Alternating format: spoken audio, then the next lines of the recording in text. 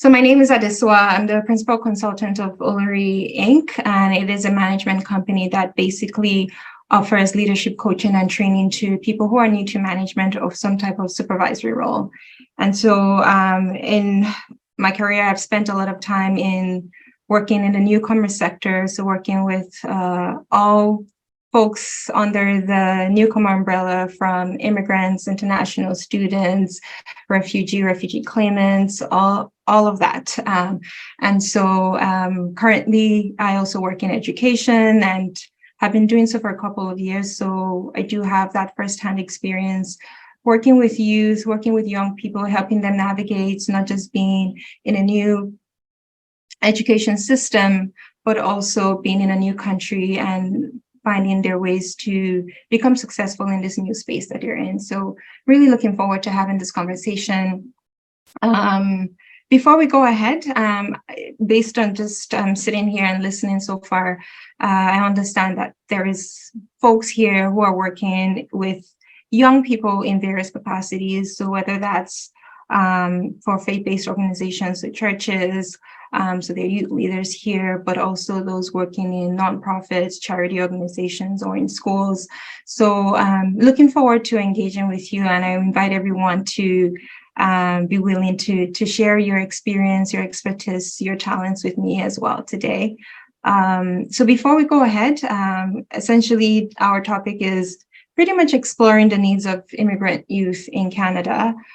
Personally, I am also an immigrant to Canada. I've been here for a while now, and this is not just a professional experience, but also a lived experience for me. But also having the privilege to work with young people, with families, adults, seniors who are new to Canada as well, and navigating this new space that you're in and the sets of new challenges that they would have to overcome. And as service providers in various capacities, it's such a rewarding profession to see the growth and trajectory of people who come feeling very confused, unsure of what they need to do, the right approach to things, what is deemed acceptable or unacceptable in this new society, and finding their bearing and still being able to retain some level of their identity in this new space. So I'm going to put this out. So I invite everyone, whether you're in a Zoom room or you're there in person, what comes top of mind for you when you think about immigrant youth in Canada? What are some immediate needs that you think they would have to navigate being in a new country?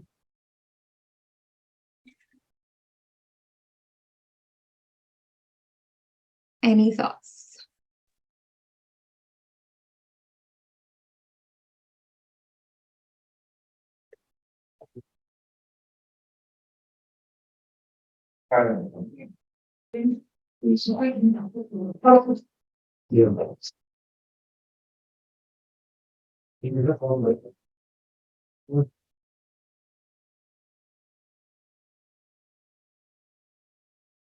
Feel free to use the chat, or if you are comfortable just coming up the mic and speaking.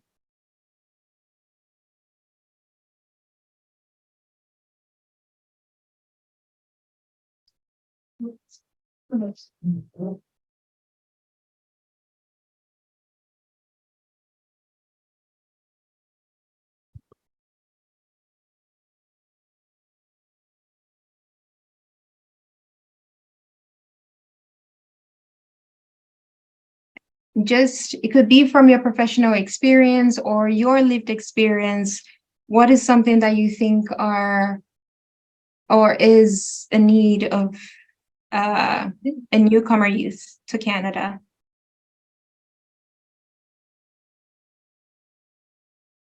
So I just got feedback from one of the participants. If you can just rephrase the question or repeat it so they can be able to answer it.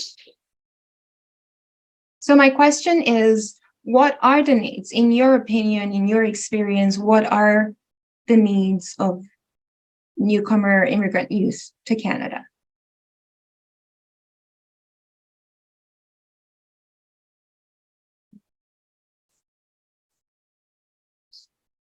A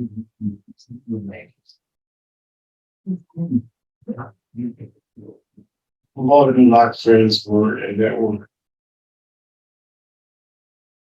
Sorry, could you say that again? And like friends were in that one of people. Sorry, I'm having a hard time hearing. Network. Sorry, could you repeat that? Lack of friends, lack of network. Okay, so lack of friends.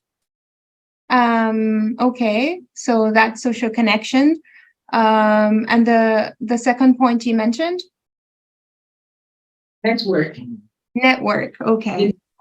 Thank you. It's That's a really good one. Thank you. Any other thoughts before we go ahead? Some new students are new. Some of them need accommodation, food, employment opportunities, and educational opportunities, or scholarships, grants, things like that. Thank you. So what else I wanted to say? If really you need to settle down. You want to open up accounts, well, that person adapting to the new environment. They need to settle down. Thank you.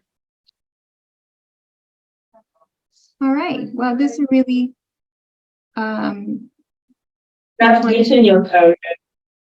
navigating your career. Okay. Thank you. All right. Well, thank you very much. I know that we are all experts in our own right, in our own experiences. So again, it's not just me coming to say, oh, these are the needs, but there are certainly linkages. We know that the needs of youth in Canada, of immigrant youths particularly, they're diverse, complex sometimes, and multifaceted. And in the end, as much as we have supports and systems in place to provide general supports to immigrant youth, we still need to take a customized approach, understanding that each individual is different. And it's important that we understand the unique needs of each person that comes our way, in making sure that the support that we're providing is meaningful and is outcome-based for the people that we engage with on a daily basis. That being said, the goal of today is really to provide some insight into some of the fundamental needs that a lot of immigrant youth will encounter and experience being a new person in Canada, and just exploring its linkage to their settlement experience and their ability to succeed in this new space that you're in. But also, I would love us to take away some practical tools and understanding of the supportive environments that we can create to foster that positive development for youth. We know that youth, generally speaking, if we wanted to put anyone between the age of, let's say, 6 to 30, and sometimes that language, depending on who you're speaking to, the definition of youth or the age bracket of youth would vary. However, we know that depending on what stage that you're in, your needs might look different, and the supports that you would need would look different as well. So the first one that I would love to speak on is just navigating the education system here. We know that Canadian education system is different, and it will require an adjustment to be able to understand the needs of the system, what is required of students here, and how to engage in a way that is meaningful. Sometimes some of us come from cultures where it's very conservative. and sometimes dependency prone, but also in terms of how we engage with teachers, authority figures can be different from what it looks like in Canada. And so many times people take that understanding and try to do the same here and would realize that they're running into challenges with either not having really good grades or not having a positive or good relationship with their instructors, or not even understanding how to engage the different supports that are available within the education system. So whether that's within high school, middle school here, or post-secondary institutions here, it looks very different. Personally, I have also gone to school here, and despite being someone who graduated with a first-class degree from my home country, it was a struggle as well, being in a new country and navigating the education system here. It is different. Not to say that we can't adjust, but it's important that we position ourselves well to be able to leverage the tools, the systems that are available to make sure that immigrant youth here are successful. And so that means in going through all of this, I'm also going to be exploring or sharing how we can help, right? As service providers, whether as a youth leader in your church or working in a school, in a nonprofit charity organization, whatever that looks like for you, how can you support? And this might look different depending on the work environment and how you engage with youth in your day-to-day life. But it's very important that they are aware of this new education system, and that's helping them, encouraging them to explore what supports are there, encouraging them to connect, I can hear myself. It's echoing. But encouraging them to explore the campus resources, whether that's engaging with the counselors in school or joining groups on campus. It's very important that that's how they learn and adapt to this new environment. If you disengage, if immigrant youth are not getting involved in their community, it's very hard for them to make that adjustment, especially in a quick way where it helps them position themselves to be successful. And so also learning about what the academic requirements are. A lot of the time working with immigrant youth, like the college I work with, we work exclusively with international students. So this pool of students, sometimes, I don't think it's an immigrant youth issue. I think it's just a young people problem sometimes, reading and just understanding the information that is being presented to you. And sometimes people are not reading their emails or not understanding that that is an adjustment that they have to make here in terms of how information is shared in this new space that they're in, right? Not everything is going to be readily available to you through a presentation. Sometimes communications can go out to various mediums, whether that's on social media or through email or newsletters, whatever that is. It's important that students prioritize reading and exploring, understanding what is required of them. So when you look at your admission letter, for example, what does that state? When you enroll in your courses, what is the requirement? Is it that you need to B+ average, for example, to be able to succeed in that specific course? What is the minimum grade requirements to move or to pass that course? It's very important that we understand those nuances.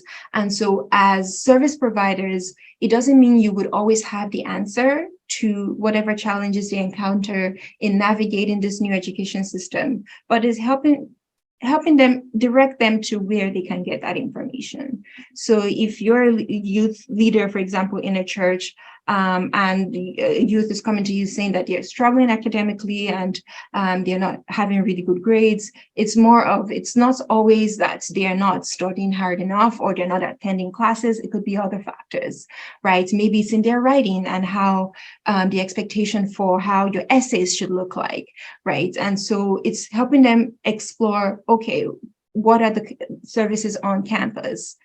Utilizing those tools.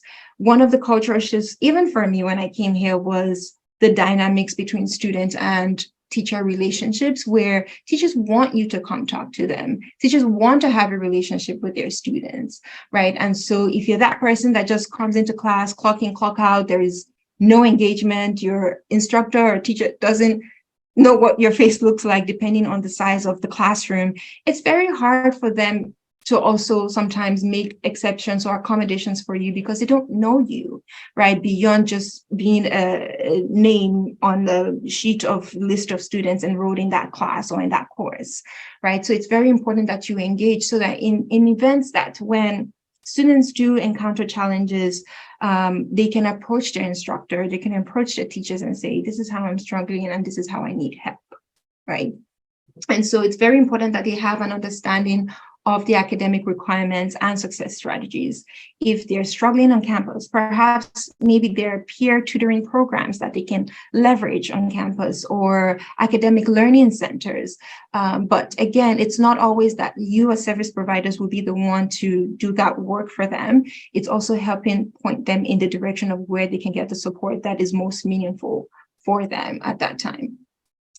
One thing I would also say in helping them succeed in the academic environment is a proactive approach to academic success. Many times I see students come when things have gone terribly wrong and it's damage control and they expect that you drop everything to help them reconcile whatever challenge that they're experiencing. But we know that we don't always control every moving part of the student life. And so it's important that we encourage students, we encourage newcomers particularly to go talk to the advisors, go talk to your teachers, have an understanding of what each instructor is requiring of you, looking at the course outline and having a good understanding of, okay, this is where the timelines are, making sure they're meeting all of the deadlines, they're submitting their projects on time, showing up for their quizzes and exams and understanding their class schedule, right? But making sure that if you know that their end goal is to graduate with a bachelor's in engineering, for example, from year one, you know, you want to start to engage with your advisors, your academic advisors, to know which courses do I need to take because this is the major I eventually want to get into, rather than sometimes we see international students run into troubles down the line. Maybe they're in their fourth year and they want to graduate and realizing, oh, they don't have the right credits in the right courses or the number of credits that they need to graduate. And so you see them spending an extra term, an extra year.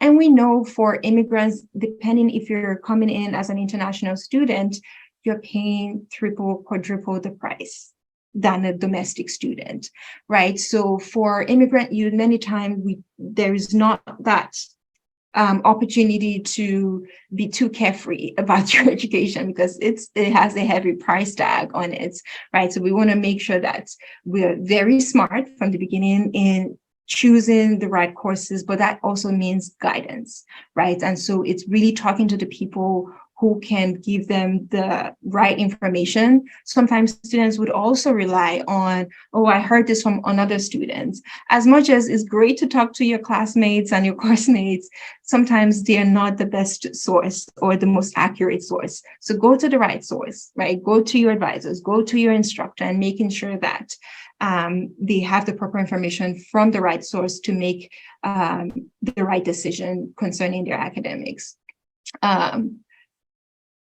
Moving on.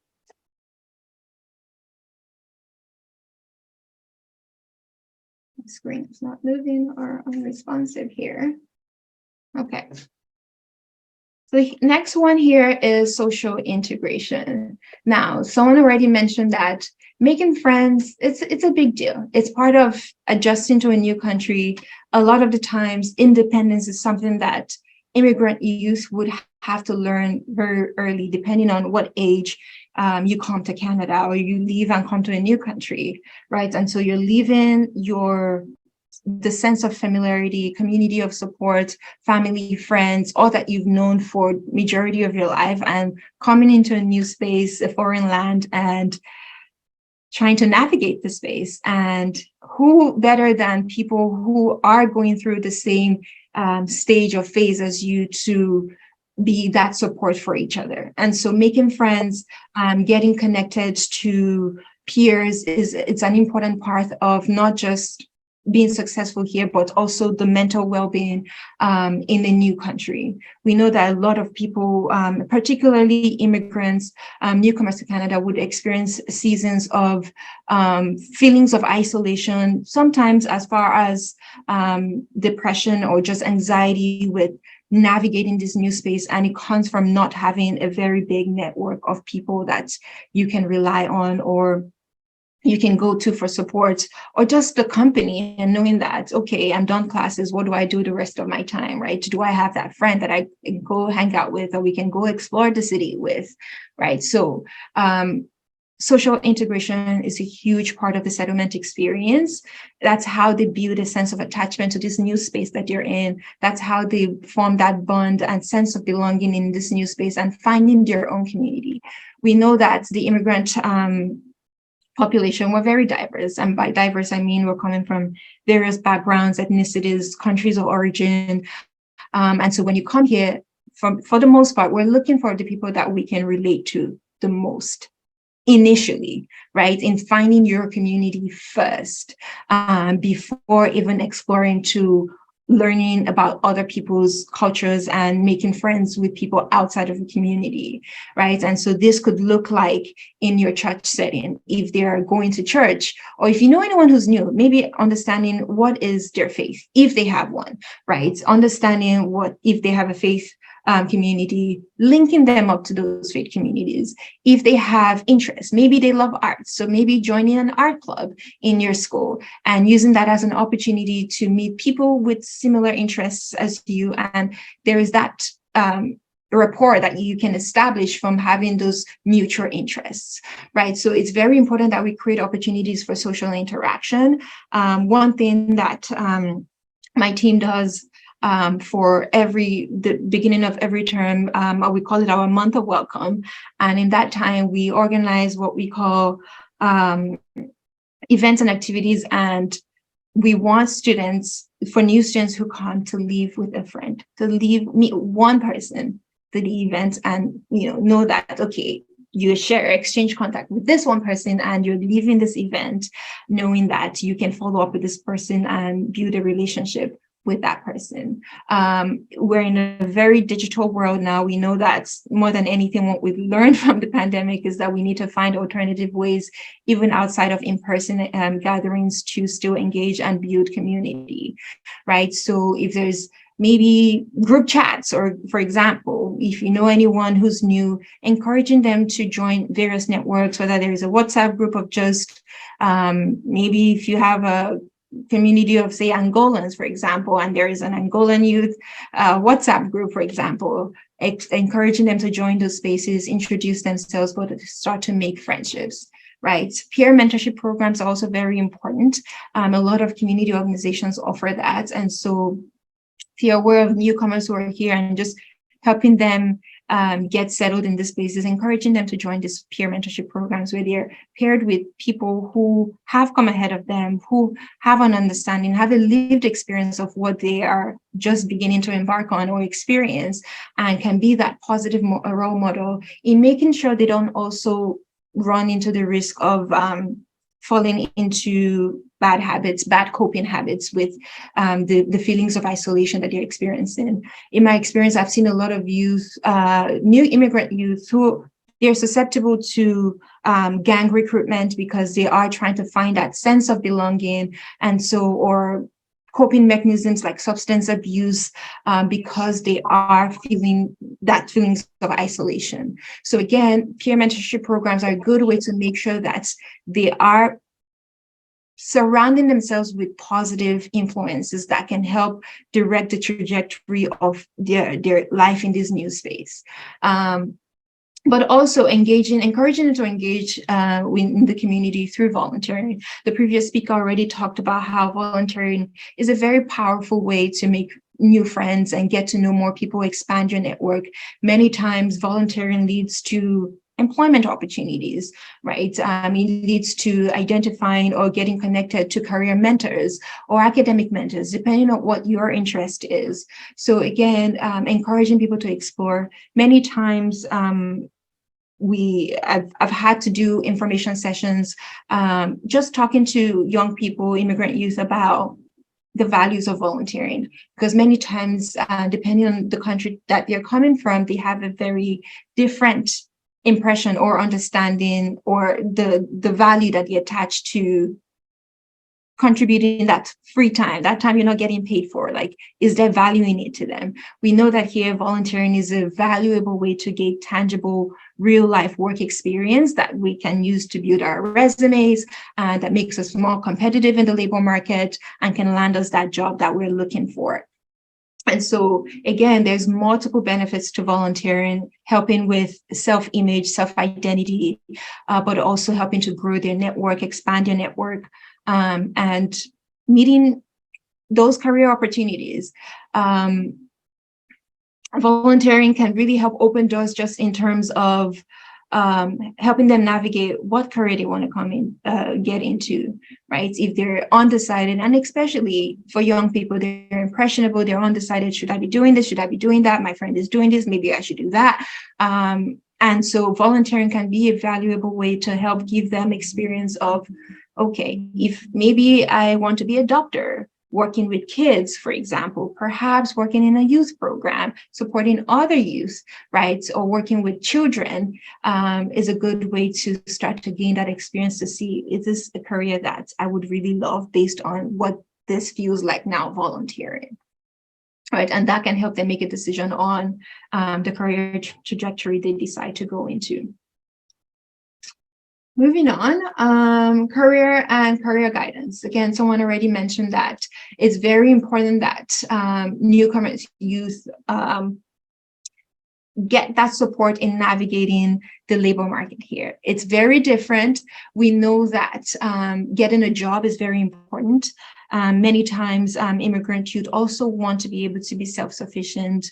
There is sometimes expectations of being able to pay for your living expenses, so whether that's rent or food or groceries or transportation. Maybe perhaps if they're international students, for example, they have maybe their parents supporting their tuition, but other expenses would fall on them to support themselves. And so we know that money is very important for newcomer youth to feel like they have they're finding that sense of belonging in this new space that you're in, right? Financial challenges can be very difficult. So getting a job is an important part of that.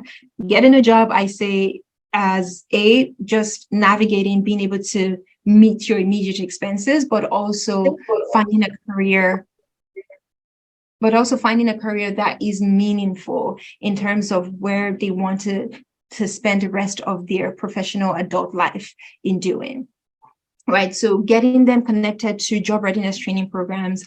And by that, I mean, not just necessarily getting them hired or employed, but it's important to understand the labor market here, to understand the Canadian workplace environment here. Sometimes it's very different too, again, from depending on what country that you're coming from. So getting a job is one thing, keeping a job is another thing, right? So job maintenance it's an essential part of that, and getting them connected to job readiness training programs of just what it's like to work in Canada. What is sort of the general rule of thumb in terms of how you engage, what the expectations are around communication and teamwork and professional writing and all of that, right? And so it's very important that immigrant youth are positioned to learn this skills, have this information, so that when they do get into the workplace environment, it doesn't feel utterly foreign, that they feel like they can't function or they can succeed in that environment, right? So whether that means getting them connected to career coaches, job employment counselors that can not only help identify what their interests are in helping link them to jobs that will be meaningful for them based on their interests. I'm a firm believer that it's important that we do things that we derive joy in, because in the end, that work, we would not find ourselves burning out or losing love for that work, because it's something that gives us joy.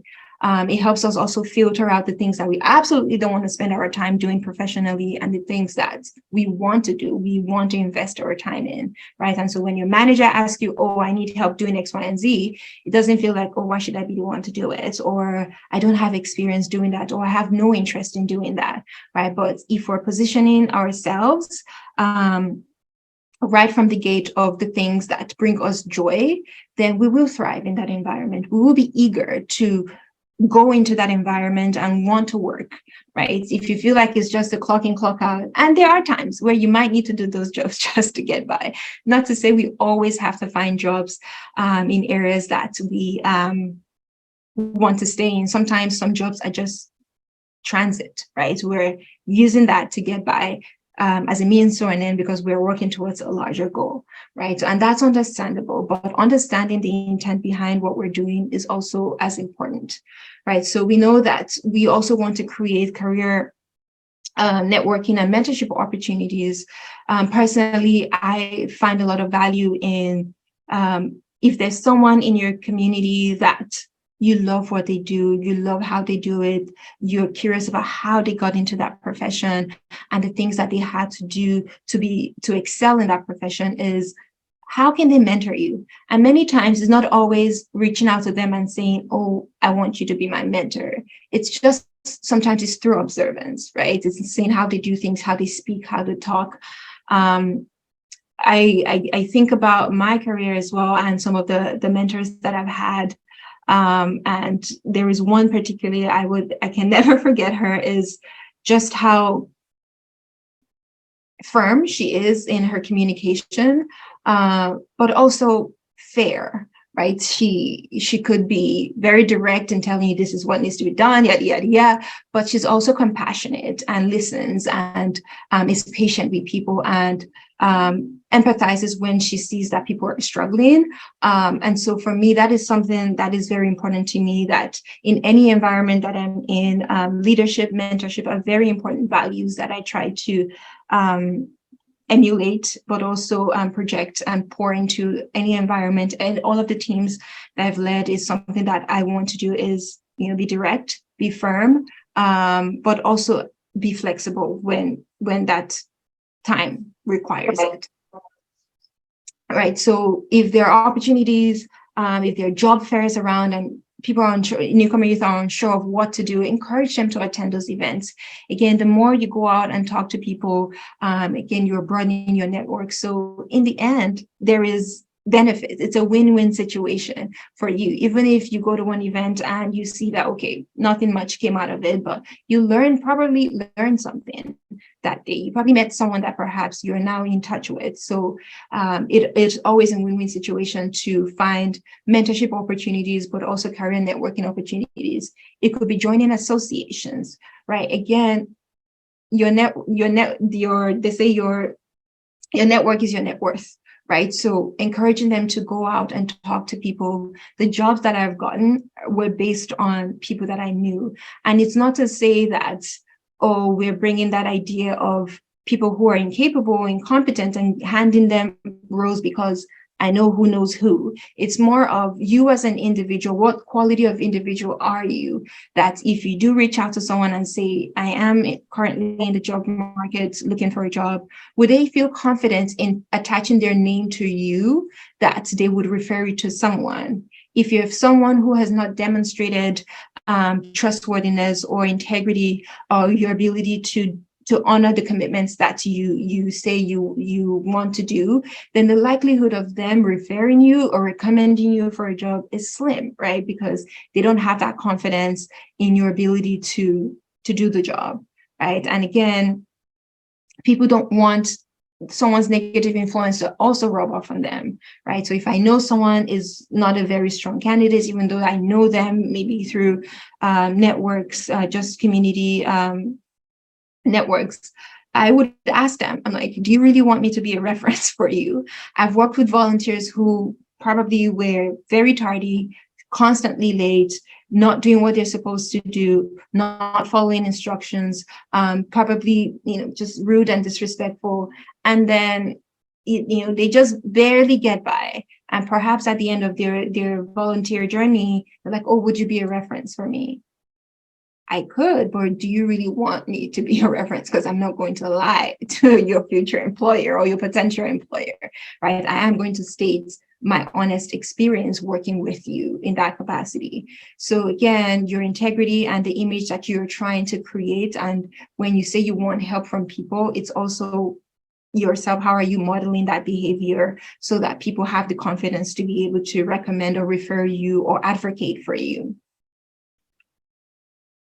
Again, in terms of career guidance and employment, is exploring through volunteering. Like I already mentioned, volunteering is a good way to learn, get real work experience.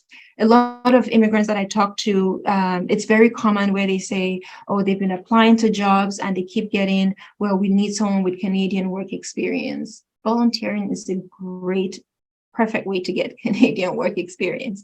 And employers here value it, right? So as much as sometimes it's a cultural thing or just your expectation or impression of what you think volunteering is, but imagine going to community centers. Someone was probably volunteering their time. You probably have encountered one volunteer in one aspect of your life or the other. So it's just important to extend that same gift to others who are coming ahead of you, so that there is that cycle of give and take as well.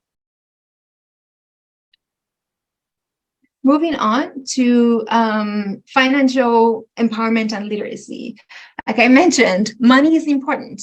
We need money to survive in this economy. We have seen inflation rates and just interest rates go up. We know that the cost of living is constantly going up. And so it's important that we are able to sustain ourselves financially, right? And so that's important that getting a job it's a tangible aspect of that. Many times I've worked with even professionals who believe that so long as you're an immigrant or you're an international student, you're coming with like loads of cash. And that's not true. When I came to this country, my mom told me, I paid first 2 semester tuition. The rest is up to you, right? But I also came here as an adult. So again, it's very different compared to maybe a high school student coming here for high school or starting middle school here and having to navigate, right? But alongside empowering immigrant youth financially is encouraging them to start early. The first job that I had in Canada, my boss was a second year university student. She was a manager or a team lead for our team then. And I was doing my master's program. This is someone that I know I'm certainly older than and had more labor market experience. But in the end, what does that matter? So starting early is also important in positioning ourselves for success in this new country that we're in, right? And so it's important that getting that job and not thinking that, okay, even though you have the opportunity to have maybe parents and guiders who are able to support you financially, there is just that sense of validation you get from being able to make money, to be able to generate wealth, generate income for yourself, and being able to make money that sustains yourself. Right. So getting a job is an important part of that, but also financial literacy. I've seen a lot of newcomer youth run into financial troubles where they have racked up thousands of dollars on credit cards. And we know that financial institutions, that's a very strong way they make money, right? Is through those interests on the credit cards, right? And so education around credit card usage, we know that building a credit score is important, but there's a right way to do it, right? And so it's one thing to give a young person a credit card, but there's also teaching them independence, teaching them how to use credit cards in a smart way, right? So if you know you don't have that money, don't go take it from a credit card and thinking it's free money. It's not free money. You're paying interest on top whatever actual amount you've taken out of the credit card, right? So it's very important that we're creating environments to educate in newcomer youth around the use of credit card, budgeting. Many times, some of the students that I work with, we see issues of them getting, say, $1,000 from their parents every month for like their monthly stipend, and they run through it in a matter of days or sometimes weeks, and they're coming to us and saying, I'm struggling financially, I need financial aid.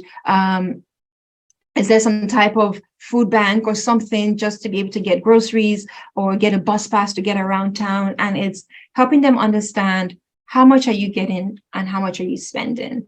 And what is the timeline for how fast that money is going? So understanding how to budget and understand smart spending habits is very important. So as educators, as service providers, creating opportunities in your spaces to educate newcomer youth about all of this is very pivotal to their success. So that they don't also run into things like employment scams, right? We're in that age where you're looking for a job, maybe you go on Kijiji, or Indeed. There are a lot of people who are looking to exploit people who don't have the information, or maybe are ignorant about something, or are not as familiar with this new environment that you're in, and so can be susceptible to employment scams where they tell you, oh, you get this job, we'll send you this check, go pay it into the bank and transfer it here. It's so common, right? I've seen students who have gotten arrested, who have had their study permits revoked, and even had issues as far as legal action taken against them. So it's very important that we are setting them up for success here. Many of the immigrant youth sometimes are coming here without their immediate family, right? And so again, that sense of independence, they have to learn very quickly when they come here, knowing that you're now responsible for yourself. No one's waking you up and creating the schedule for when you go to school, when you go to class, when you go to work, when you eat. All of that you have to figure out by yourself, or how you make money, right? So creating opportunities for them to learn about some of the dangers or how to spot scams like this would save them a lot of heartache, and also risks to their status in Canada, right? Where they were unaware of something, but by default of engaging with illegal activity unknown to them, they are now in trouble and probably losing their status in Canada. Advocacy and representation. We know that in the end, no one can fight for you more than you. Sometimes we have to be the ones to toot our own horn. We have to be the ones to advocate for ourselves. And many times I see young immigrants come here and they're afraid. They're afraid to speak up. Or what if I say this? Is this going to impact my studies in Canada? Is this going to impact my study permit or my status, permanent residence, whatever that is? And so there is that fear sometimes of engaging. One of the things that we teach our students is self-advocacy. It's important to know where to get help, but also knowing how to advocate for yourself. And that sometimes comes from knowing your rights, knowing your responsibilities, knowing the various supports that are available in the community, the various resources that are available to you. So, however, as service providers, it's important that we also advocate for our community. Right? We know some of the struggles. We live through some of those struggles as immigrants to Canada, and you can speak better on the needs of immigrants and providing opportunities for them to access opportunities when we are also in spaces where we are part of the decision making, right? If you're in a room where they're making decisions concerning the status or the rights and privileges of newcomers or immigrants or students, whatever the case is, how are you using your voice in that space to advocate? Are you quiet and leaving it to those who don't have a lived experience? Or are you advocating and saying, you know what, it may seem like this is what is happening, but there's other nuances, there's other external unforeseen factors that come up that influence the behaviors that are manifesting in our communities, right? So it's important that we use our voice to advocate for our own people. When I was in school, and I've worked a lot with immigrants, with refugees, refugee claimants, whether that's privately sponsored or government-assisted refugees. I've seen students on campus where there are certain types of levies, for example, that are being thrown, or expenses or added tuition or little more expenses that just gets thrown into what students are expected to pay. And you can advocate. There's ways to peacefully advocate for something without getting into a fight or causing some type of physical, societal chaos. Nobody wants to be doing things like that. That would be violent in the name of advocacy, right? We still want to be able to do that and use our voice in a safe manner that is non-disruptive or harmful to those around us, right? So it's important that we not only speak up for our communities. We are the ones who have come here ahead of them. We are the ones who understand some of these challenges. We probably have lived through some of these challenges.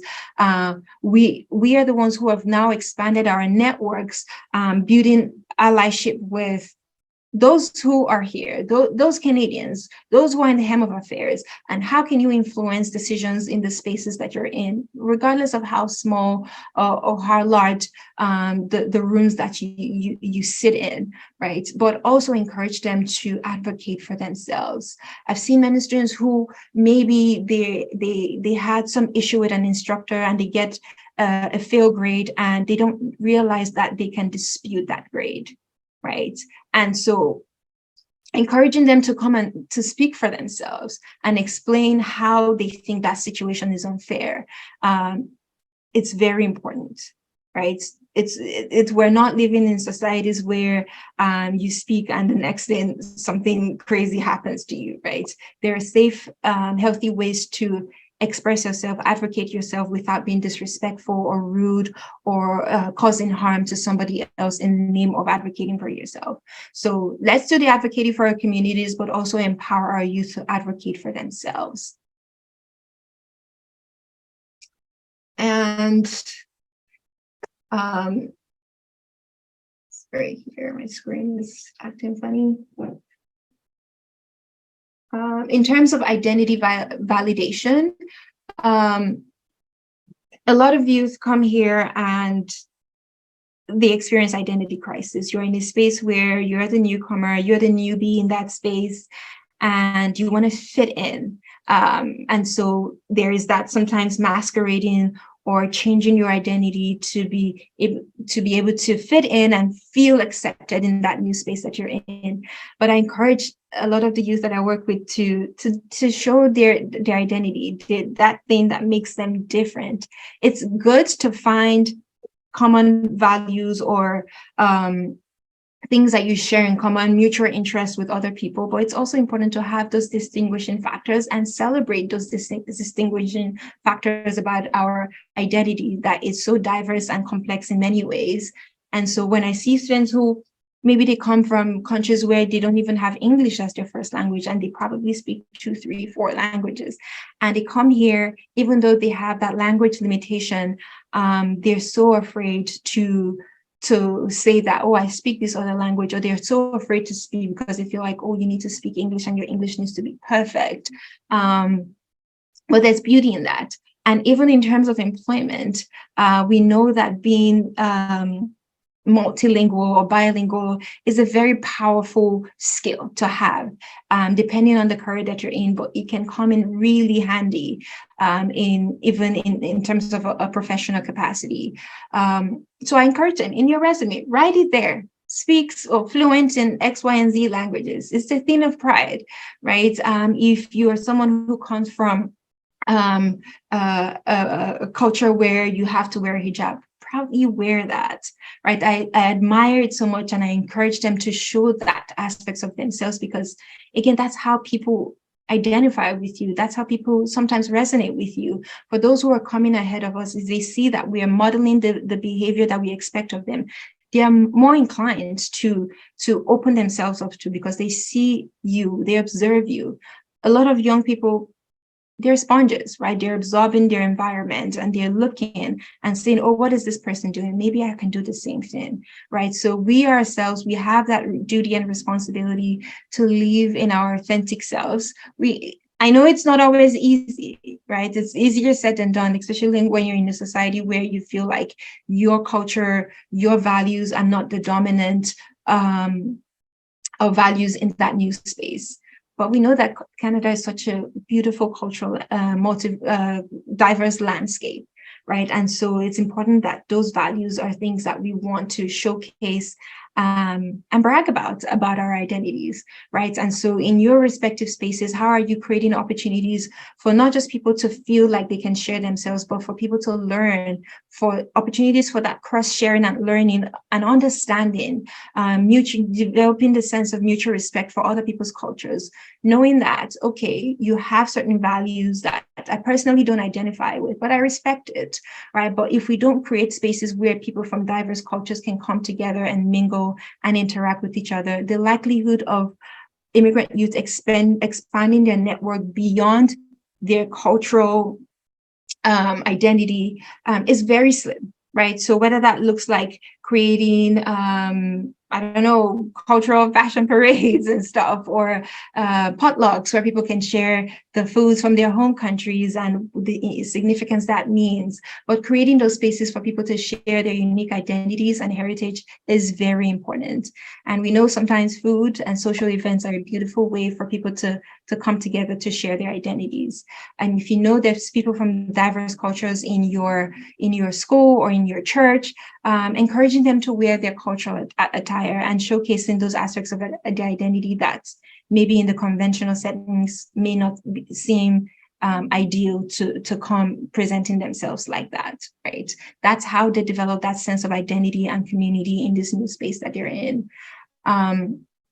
And it also helps to strengthen their sense of belonging in this new community when they feel like they can see other people who look like them, dress like them, speak like them. They're more encouraged to do the same thing and be more open about sharing those aspects of themselves with the rest of the world. And I think I have my last point here. Whoops. So and second to the last point here is just legal and immigration. Many times, a lot of youth that I find have a fear of authority figures. So whether that's from your parents to just on this fear of law enforcement, military, police, whatever that is. And many times they don't want to engage. Whereas it's important that you engage with them here. Let them get to know you, understand what your rights, your responsibilities are in this space, because again, that's how you know how to advocate for yourself. That's how you know how to protect yourself. That's how you know how to avoid situations that can lead you into running into, illegal activity. But it's important that immigrant youth have a healthy understanding and engagement with law enforcement. One of the things that we also do at our school, and even when I worked in the nonprofit sector, is encouraging police officers to come and just meet with the students, with the youth, and talk to them about what they do and how they protect the community and how they support the community. And so that they don't see police coming and they're running, even when you've done nothing wrong, right? So again, we don't want to create impressions that can lead us into potentially dangerous situations, right? So also understanding your rights and responsibilities, again, is the way to advocate for yourself, but also know how to engage, knowing what is considered illegal in this space, knowing what is considered unacceptable in this space, so you don't get into the crosshairs with the wrong people. We know that also legal, it's important that a lot of immigrants, sometimes you come beginning with a temporary status, right? So we want to make sure that we can maintain that status, but also change and evolve and grow. Maybe you come in as a work permit or a student and you get your prescribed work permit, get your permanent residence, get your citizenship at some point, but making sure that they have a valid status in Canada. And that means it's the people that they're surrounding themselves with, it's the spaces that they're spending time in, making sure that they're law abiding, but that means understanding the laws, understanding driving regulations, for example, substance limits, and all of that use of, recreational drugs and stuff that people use these days, knowing how to avoid certain spaces that would put you in trouble, really. But also we know that sometimes students sometimes, or immigrants sometimes, don't understand the limitations of the status that they have here. So leveraging, legal clinics, for example, or if you have people in the law profession, understanding the conditions of your permit or whatever status that you have here.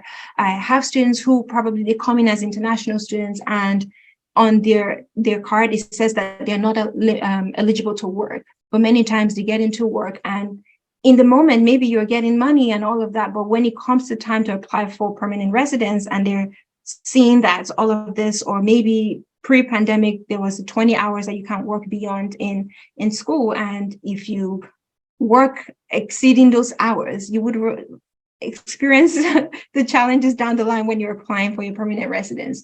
So just understanding the limitations and conditions of whatever status, temporary status that immigrant youth have here is essential to their stay and their settlement experience in this country. And the last point I will speak on here is language and communication.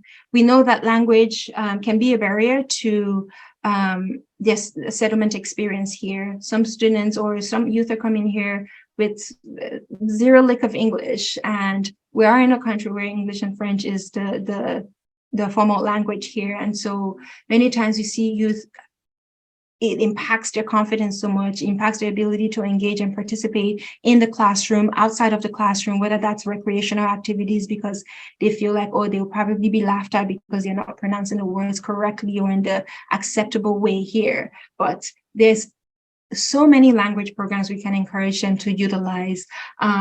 Accessing recreation and extracurricular activities is also a good way to do things informally, but also improve and enhance their literacy, where it doesn't feel very formal, like a classroom setting where you're forced to speak in a certain way, write in a certain way, but it gives them the opportunity and safe environment to make mistakes, but also learn and improve their vocabulary.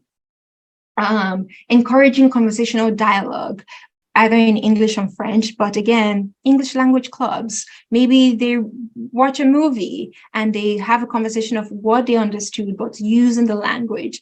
Many times, especially when we're engaging with people from our communities, especially if they speak a language, we're very inclined to speak that language. Not to say we shouldn't speak our language, but if you know that their English language fluency is a challenge, encourage them speaking English, even if you're switching between both, but encourage them to actually use and practice the language. That's the only way they're going to get better at it, right? And in finding a job, excelling in their academics, it has a ripple effect in just their experience in making friends or excelling in their academics or getting a job that they can retain. Right. And also just be patient. As service providers, be patient.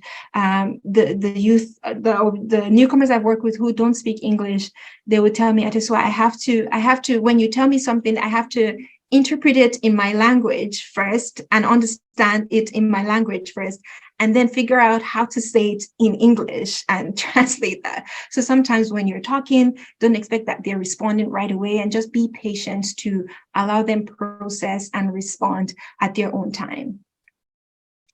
And that basically brings me to the end of this presentation. Thank you so much. Yeah, I'm open to any questions or comments that you have at this time.